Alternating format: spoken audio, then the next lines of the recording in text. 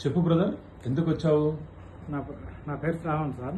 నేను కొన్ని లీగల్గా కొన్ని ఇన్ఫర్మేషన్ కానీ అది కానీ మార్కెట్లో కానీ యూట్యూబ్లో కానీ చూసినప్పుడు మీ బుక్ కనిపించింది సార్, నా పుస్తకం. ఓకే. వాటి గురించి చదువుకొని మిగతా ఫ్యూచర్ కానీ ఏదైనా సమస్యలు ఎదురైనా కానీ ఏమైనా నేర్చుకోవడానికి కానీ మనం వాటి నుంచి ఎలా తెలుసుకోవడానికి నేను ఈ మంచి పుస్తకం కొనడం కోసం మీ గురించి ఒకసారి మిమ్మల్ని కలిసి ఇట్లా తెలుసు. బుక్ కవర్ పేజ్ చూపించు సైడ్. రైట్. చట్టపరమైన సమస్యలకు పరిష్కారాలు. అంతేనా? పుస్తకం చట్టపరమైన సమస్యలకు పరిష్కారాలు. పుస్తకంలో దాదాపు ఎన్నో అంశాలు ఉన్నాయి. అవునా? అవును సార్.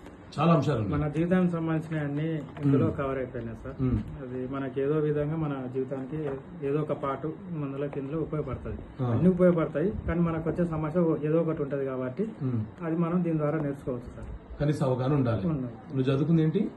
నేను ఎంబీఏ వరకు ఎంబీఏ చేసినావు కదా? ఎంబీఏ ఏ యూనివర్సిటీ నుంచి చేసావు?